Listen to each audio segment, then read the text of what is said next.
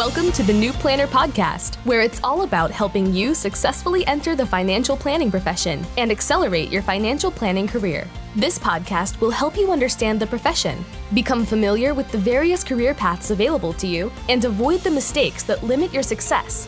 Join your host, Caleb Brown, to explore the human side of creating a successful planning career through interviews, personal experience, and insights from the trenches. Let's get started. Welcome to the 266th episode of the New Planner Podcast. This is Caleb Brown, your host. My guest today is Robert Jeter, who is the owner of Back Bay Financial Planning and Investments. Robert joins the show today to talk about his career journey to becoming a financial planner and firm owner. He shares what got him interested in the career while he was in college, what he was looking for in his first job, and how he even had to convince his parents that a financial planner was a viable career path and different than just a stockbroker. He goes on to share what channel he started in, and how he had early success, how he leveraged mentors and worked his way up to a partner in an existing firm, why he ended up leaving that partnership and starting his own firm, plus how he gives back to the profession and tips for new planners. I hope you enjoy this episode with Robert Jeter. Hey, Robert, welcome to the New Planner Podcast. Thanks for having me. Hey, this is going to be so fun. I know we connected earlier to talk about some CFP board stuff, but just if you would, just start with how you got interested in or you became aware of the financial planning profession. I tell everybody there's a little bit of serendipity, and now that I'm an adjunct faculty, it's even more kind of full circle or serendipity. But I think it was my senior year at Salisbury University doing my undergrad, and I had always taken a tilt towards finance. I think just because my mom was a math teacher and had beat so much math into me, I kind of leaned into finance, at least as far as my interests. And I took a flyer on a retirement planning course, and there was an adjunct faculty there. And, just the way that they were talking about, their day to day and the things that they kind of got to do, I thought to myself, I said, this sounds like a great job.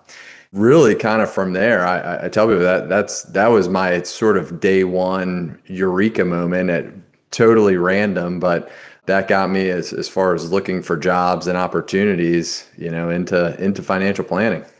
So you just happened to see the retirement planning class and just signed up for it. Yeah, I mean, it was part of the business school. I had just needed some additional credits to graduate from the business school. And yeah, retirement planning, I think at the time, and I don't know if we'll get to it, but I was never really an academic superstar, felt like a pretty pragmatic course to take, and learning some things. And yeah, just took a flyer on it. It's interesting to hear you say that, because I think now sometimes it's like retirement planning, like, why would I take that? I'm 20 years old. I'm never going to retire, right? 100%. And like I said, it was, probably one of a host of other courses. And, for contrast, I'll tell you, my senior year, I think one of the few classes I did take was scuba diving. So that just shows you how random my academic career ended up being. But you got something from that adjunct got you excited, and they were talking about, which is amazing. And it's kind of come full circle, which we'll get to in a moment, but then continue on the journey. So you completed your degree or whatever, then you started trying to find jobs in the financial planning space. 100%. So, and it's funny because I told my parents about it. My dad was a retired airline pilot. My mom, as I said, was a math teacher and has always been a teacher. And when I told them, hey, I wanted to go into financial planning or be a financial advisor, they basically said, absolutely not.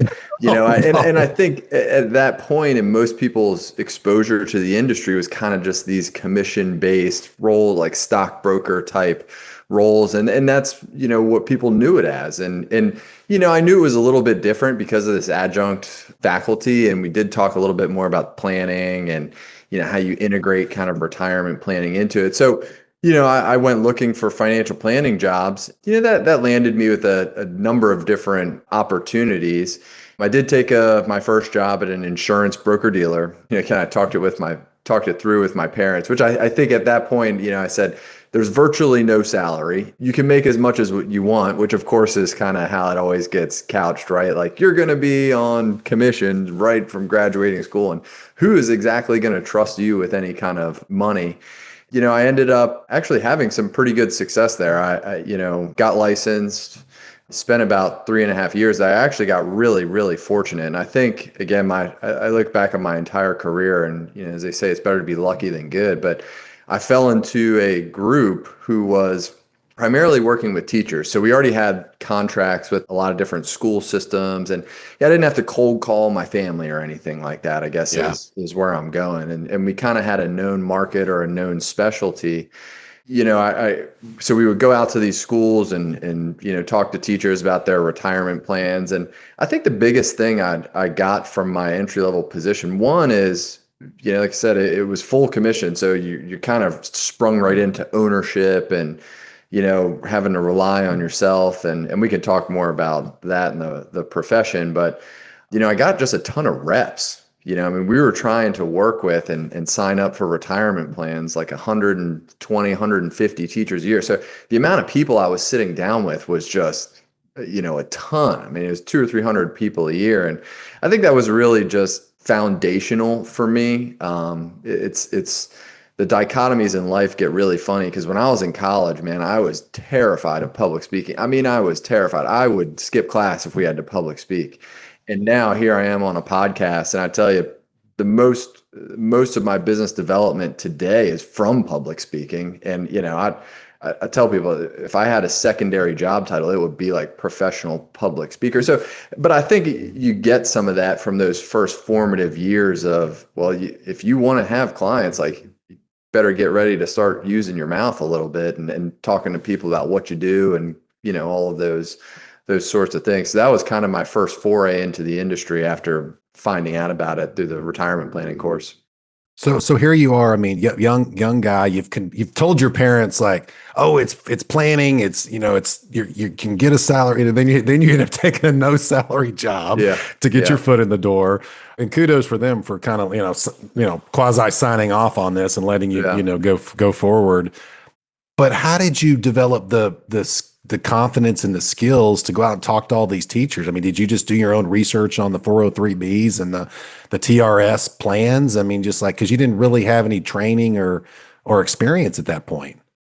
No, the one thing I will say, and when I started, I mean, we had, and I look back at my manager at the time, he came to my wedding, years later, even after I had left. And I look at some of those guys who ran those branches, and man, they were just absolutely amazing in terms of just being coaches and being motivators. And because it's tough, I think anytime you start in a professional career, it's hard. And there's just, I mean, we all have imposter syndrome like all through life, but man, it is so acute in those early stages. And so I think having, great managers was a huge help. But at the same time, too, and this is kind of funny, and I have mixed feelings about it now. We did some just amazing sales training, and it would be kind of everybody who had started in the first 2 years.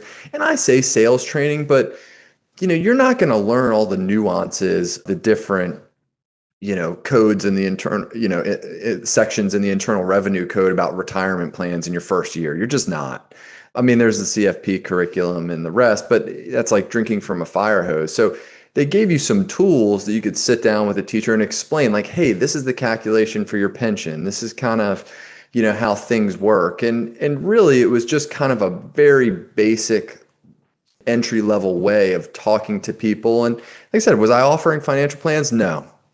Was I really kind of doing product sales? Yes, but at some level, it was it was kind of entry level financial planning, and I look back at those trainings today still. When I talk to younger people, and when I manage people at my next firm, and I would just use some of those as tools, just because role playing and talking with people, like it's really hard to just do that and rely on kind of your natural people skills without any of those kind of reps.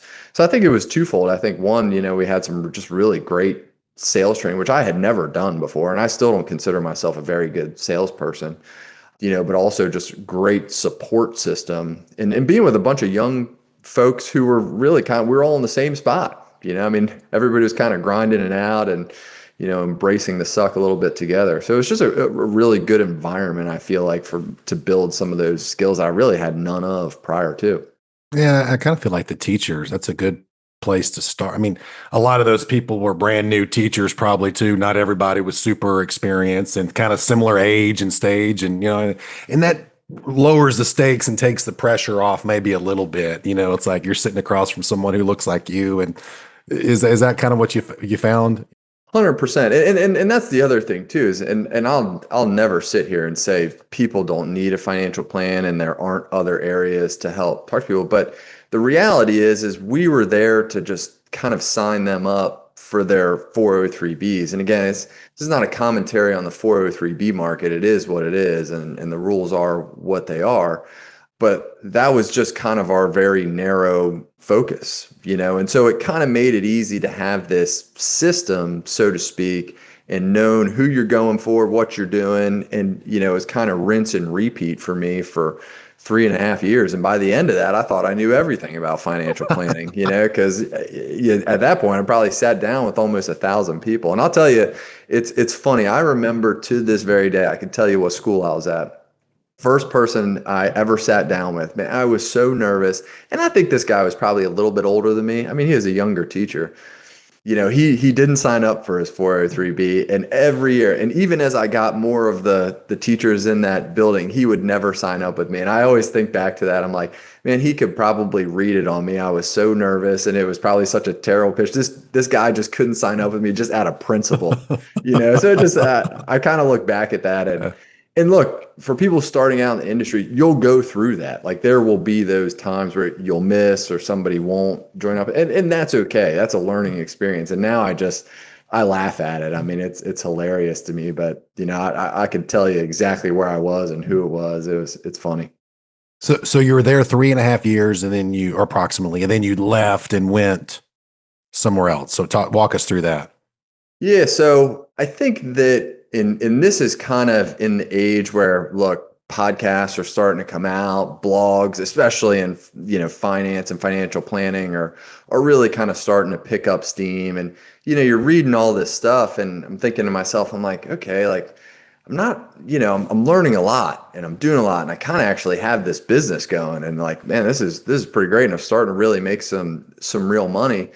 But then you kind of start to ask yourself, like, hold on, like I'm sort of living in this bubble, and there's quite a bit I don't know, and people are doing all these financial planning. And I'm reading stuff about markets and products, and you kind of start asking yourself, like, okay, is this really where I want to build my career? And like, is this and again, I still, some of my best friends and people I still talk to, consider really great colleagues, are still there. Guys I started with, and like I said, we're at my wedding and all the rest. And I respect all of them as practitioners. And I think this gets to kind of what model you want to be. But I started looking around at this time too. My girlfriend, who's now my wife, kind of deciding where I wanted to be. I mean, look, in my free time, I'm usually fishing or hunting or surfing or outside. And that time I was working outside of Baltimore and living in Annapolis, Maryland. I wanted to move to the Eastern Shore, which now is a little bit more of a rural area, but we have the ocean here, we have the Chesapeake Bay, and it's really kind of a sportsman's paradise. So, and I had actually been getting some clients out in this area. So I was kind of looking, and this is where I went to college. So I was looking around at different planners, and I was kind of sending a lot of cold emails out. I'm looking at the IAPD, the database. Like, I'm like, who can I just, and I'm sending a lot of cold emails. And there was a gentleman who actually had run an internship. He turned me down for a financial planning internship, not because I was a terrible student, but he just didn't have any room. But my roommate in college had done an internship with him. So I kind of had a connection. He said, yeah. He said, man, I'm actually at a stage, I'm kind of thinking about some growth. He was a sort of a solo practitioner. This is an independent broker dealer he was at. We sat down. I mean, we were very like-minded in sort of how he had actually started in the school system. And, we were just connecting on a lot of different levels. He was looking to take his practice to the next level and needed some young talent to do it. That run went on about 9 years from there. So again, it was just, and it is another thing I tell people, is really from kind of a cold email. Well, and hey, I mean, nice job. You followed up. Like some people, hey, he rejected me for the internship, I'm not going to reach back out, right? And you said, no, I'm going to. And it turned out to be almost a 10-year engagement. Wow. And I'm sure we'll get to my current pursuits. Yeah, I was there. I think it's about 9.5 years. That was April of 2016, and I was there until till July of 2025. And what role did you start in, and then what role did you end out? I think technically I came on as a financial advisor, though admittedly, most of my business at my first firm was a lot of proprietary products. So, insurance, annuities, and that's not stuff that you can necessarily move with you. Now, of course, I didn't know that at the time. I didn't even know what a non-compete was really, So I'm kind of like, as I'm leaving, I'm sort of figuring all this stuff out. And I had a little bit of advisory money, stuff that I could move with me. And it was a few $1 million. So this gentleman, he had agreed to pay me a salary, and I forget at the time, maybe it was 40 or $50,000, to sort of help start me out and sort of subsidize my growth. But I started helping with some of his clients. So half of me almost wants to call it in what we might talk about today as like a paraplanner type role, but I also kind of had some of my Kind of a hybrid role, it own. sounds like hybrid. Exactly, exactly. He had shown me the respect of somebody who had gone through 3.5 years of producing and kind of being out on my own. But at the same time, he was a CFP. I didn't have my CFP at that point. You kind of start to realize all the stuff you don't know, and I'm like, wow, he's doing this and making retirement projections. And at the time, he had these clients that had 500,000 and $700,000, and I'm thinking, man, this is like, we just went from little league to the major leagues. I was like, so that was really overwhelming for me. So it was kind of a position where I think he was giving me just a lot of respect for the experience that I did have. But at the same time, we sort of structured it that I had more of a salary and I guess you could say formal role, in being there and helping with the actual business. Okay. And then I mean, obviously worked pretty well because you were there, like I said, about 9.5 years. So what happened to cause you to look for something else and ultimately leave? Yeah, I'll start just by saying over the 9.5 years, I mean, I was able to grow. We happen to live in an area that is seeing just an absolute tidal wave of, high net worth retirees here and people retire to the Eastern Shore of Delaware and Maryland. And there's more business here than we can handle. So if you're listening to this and want to start a practice, I'll tell you, I got the geographic pin on the map for you. But so, I was kind of finding different ways to go, develop some business and started having some success and working with some of his smaller clients. I joined him he had about 80 million and maybe, I don't know, 90 to 100 clients. And by the time that I left, we were at about, I think 350, 360 million and about, 400 clients, 9 years Okay. later, which Yeah. which was a really good run. And I had gotten my CFP over that time. I think 4 years in, he made me an official equity partner, of the firm. This is at the time Phil Pavliv's, the ensemble practice was Sure. becoming popular. So we were really kind of trying to build this bigger firm that looked a little bit more like an ensemble. And we ended up having, I want to say 6 full-time staff. And, we usually keep two to 4 student interns. So we had a pretty big operation and which was great. And, we were just having a ton of success. So, people, I still think people today, look at me, they're like, so what's wrong with you? Like, why would you bail out? Like, you're an equity partner. You guys are growing, adding so much money a year. We were in the top, I don't know, 5% or something of the broker dealer rankings. And so it's just a lot of success, which is amazing. And the amount I learned and the opportunity that I was given was just, something I'll forever be grateful for. But, in that time too, I got married. I now have a 3 and a 1 year old. And, at this point personally, I mean, I was helping with some of his clients. I think I was managing maybe somewhere between 150, 160 of those relationships. I'm also managing kind of the practice day to day, the staff. It was a lot, man. It was a lot to bite off. My wife is a super successful commercial real estate broker. So she's self-employed in her own right. And it was just demanding on both of us. And I think, I felt like something had to give a little bit. And, My partner, to my former partner, to his credit, is just one of the most ambitious people, I've ever met, and still loves growing people, loves growing the business. And I thought for me, I wanted to maybe keep a slightly smaller practice or just be a little bit more deliberate as far as the growth and who I was working with. I felt personally like I couldn't necessarily keep up with all the client relationships, all the personal stuff I had going on. And I think you just get to a point where stuff is slipping and it's just not a good feeling. So he and I really took probably 6 or 7 months to kind of work out, what they might look like if I stayed. And eventually we decided parting ways would be the better decision. And it took us quite a while to unwind, our equity partnership, which led me to where I'm at today. So on July, I think it was 7th, so not quite July 4th. That would have been too cool to launch my RIA on Independence Day, but pretty close to it of this year. July 7th, I launched my own RIA. So instead of joining another firm, you felt like this was the best route to go, I guess, because like you said earlier, you're trying to stay small and keep things more manageable. And this is what you ended out on, the starting your own firm.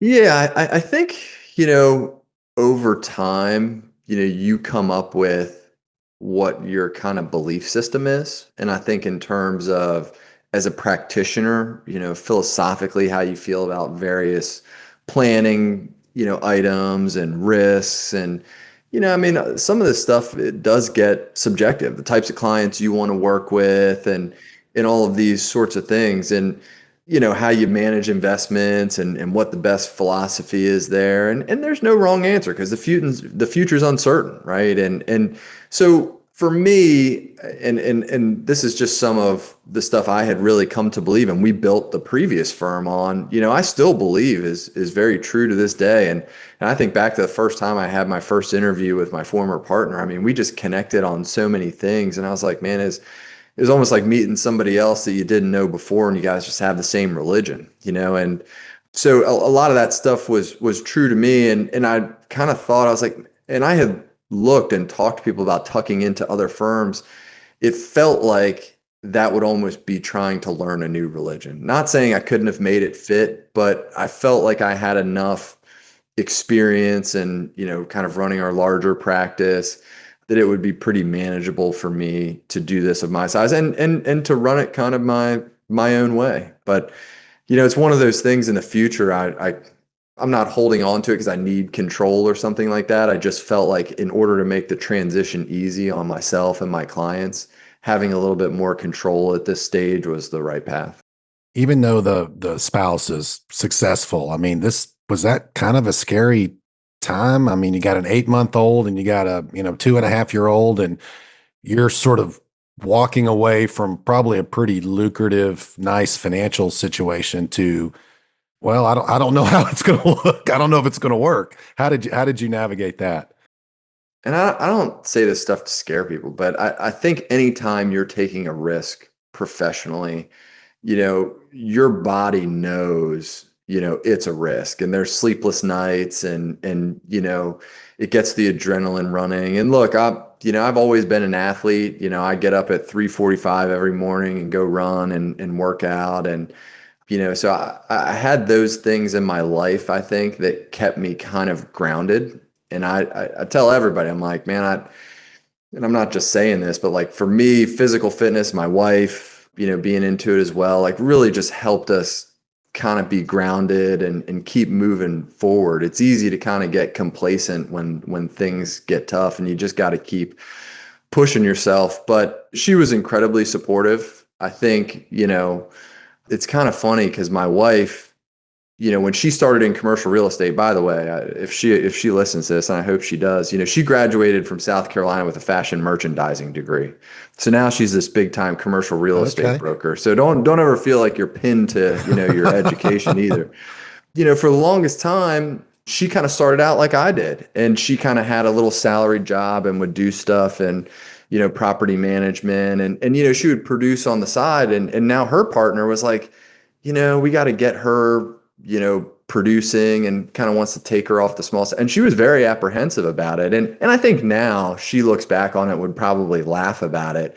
but you kind of have that sense of security. And now you just kind of get used to a little bit of the risk taking. Like that kind of becomes your risk tolerance definitely moves up. And I think that happens with time, but I can't sit here and lie to you. I mean, look, even approaching my partner and telling him I wanted to do this. I mean, we had stuff in our partnership agreement that technically would prohibit me from just bailing out and ripping clients out. And we didn't necessarily have a plan for it. Like I literally went into this and said, I'm the second generation. I'm going to take this thing over. And you go in with all those intentions. So you don't know how that's going to work out. I mean, there's people on the other side of the table. My partner was 20 years older than me. I mean, he's probably looking at me like, "Are you kidding me? We've invested so much time, and you're going to take over, my business." And here I am saying, "I want to go do my own thing." So those are just really hard conversations. And my wife, to her credit, is just such a great business person and support person. She and I would talk this stuff through and think about it from different angles. And thankfully, my partner was just a great guy and totally understood. He had actually done it, pretty early on in his career. So he got it. I think you just have to prepare yourself financially. You got to talk through what it looks like. I think just the time and effort and support that she gave me really helped me be able to talk to clients, approach them with a well thought out plan, and kind of set it up as best for success as we possibly could. Well, I mean, how's it go? I mean, were you able to bring over some of the clients, I guess, that you had maybe brought to the other firm, or how did that work? Yeah. So you're not starting from zero or ground No, zero. no. I mean, technically, I guess you could say I could have. I always think that clients can go where they want. I mean, I tell them I think it's an honor to be able to work for them, while they choose to have us. But I said, look, if you guys wake up and feel like you want to go to the Charles Schwab branch down the street, like, glad we had you while we had you, and you're not going to, offend me. But so I kind of felt, I was like, look, if they don't want to come, then they don't have to come. It's their money. But, my partner and I had to work out what our equity was worth, and kind of go through all that. So we were able to figure that out. And once we kind of got that done, it was time for me to call the clients and tell them. And I'm thankful sitting here today. I'd say if none of them came, I might not be doing a podcast. But every single client came with me. I've even had a few new clients in the first 3 months, which has just been unbelievable. I think my new client service associate who also jumped with me or has started with me is just like, what is going on? I think we're both kind of asking that question. So I've been incredibly lucky, in that regard. And look, I think it all stems from you just try and do the right thing by people. You be transparent, you be honest. And, I hate to say it, I don't want to sound like I'm on some pedestal, but, it can be hard to come by, especially in financial services. Everybody feels like I go back to what my parents said to me at the very beginning, like it can have the reputation of like this sleazy industry, of like sales and products. And, it's almost like when you go into a car dealership, like you almost expect to get fleeced. And I think to some level, people sit down in a financial advisor's office and feel that way, Do you think we can change that in our careers in our lifetimes? I hope we could. I don't know. What do you think? I definitely think we can, and there's a lot of business, as you know, and you teach it, there's a lot of different business models that are still out there. But I think the biggest advantage that everybody has is we live in an age of information. It's easy to go on Reddit and see what other people have experienced when they walked into a financial advisor's office. And it's very easy to tell which one was a bad meeting and which one was an amazing meeting. And just the feedback people can get, that can be good and bad, of course, because people can come in with some preconceived notions. But, I think it also shows the great experiences that people have. And it also shows you where firms and different business models, don't look so good. And so I think it's going to kind of change itself, to a degree, like some of those relationships that maybe aren't best for the client or aren't as transparent will probably go the way of the dinosaur, hopefully sooner rather than later. So here you've got your new business, you got small kids, got a wife that's high-powered real estate person, and then you've also signed up to be an adjunct faculty member back at your alma mater. So What's wrong with you? Why did you do that, Robert? You've got a lot of balls to juggle here. Yeah, I look back and I kind of ask myself, I'm like, did I bite off more than I could chew? I did finally say, one of my got asked by my HOA to be on the board, and I said, I just can't do it. I finally said no to something. I look at my professional journey and I look at what this career has given me, and not only, over the last, I guess it's been sort of, what are we at, 14 years? Yeah, 14 years.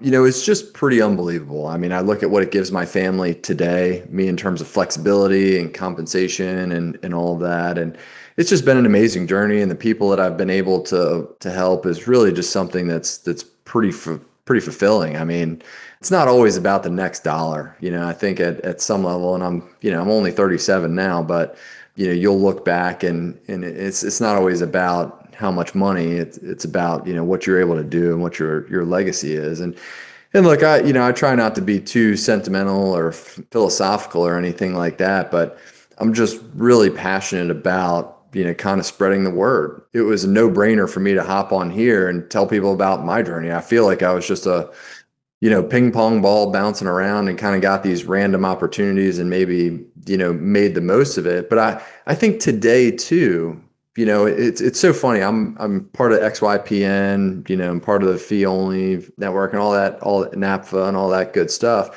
And I had actually, when I first left the insurance broker dealer, looked at doing this, instead of maybe joining my partner. And look, it was a great 10 years I had with my partner, but I kind of wonder if I had done it earlier, where I would have been. I mean, that was really at the very beginning of kind of this.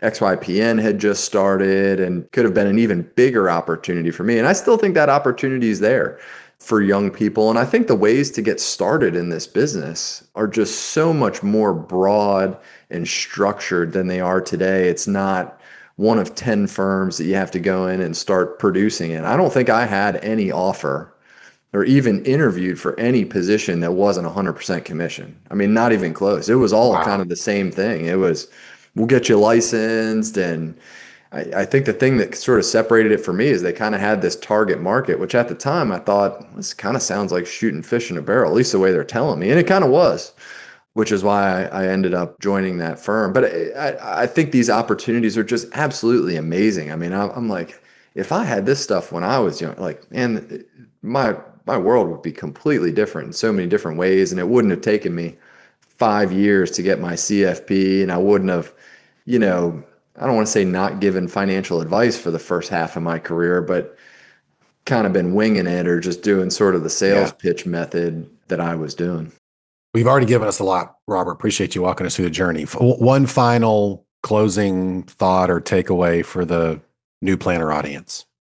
It's hard for me, especially, I don't want to sound hypocritical, to tell people that joining and going kind of the straight, I call it producing. I hate that word, but I don't really know what other euphemism our industry uses. If you're going in and expected to start, building a practice right away, I don't want to say it's wrong. I don't think it is. I came up that way. I think there's real questions about what you do with clients and who's watching over you and so forth and so on. But the career in any professional career it can be tough to start in. I mean, you got to build trust, you got to build experience. And I think, and a lot of, I think your guys' data and some of the surveys I've seen with the CFP board put this out. And when you can get through the first 3 to 5 years, I tell people the first 2 to 3 years, man, just your friends with salaries are going to be making more than you. And that's okay. This career is like a parabolic curve, and you just got to make it through those first few years. And, if you're somebody that's grinding it out, man, that's okay. I've been there, and it's that iceberg illusion to a T. All they can see now is this guy has an RIA and I want to get there, and you will, but you just got to build that iceberg underneath the surface first, and you'll be here in no time. Robert, thanks so much for coming on the show. You got it, man. Thanks for joining us for this episode of the New Planner Podcast. If you're ready to discover the top career paths for financial planners and see which track is best for you, we created a free guide to help you. Grab your copy of the Financial Planner Career Roadmap at newplannerrecruiting.com/roadmap. There, you'll also find more tools and resources all created to help you build a successful financial planning career. Tune back in next week for another episode, and until then, we're here to help you succeed.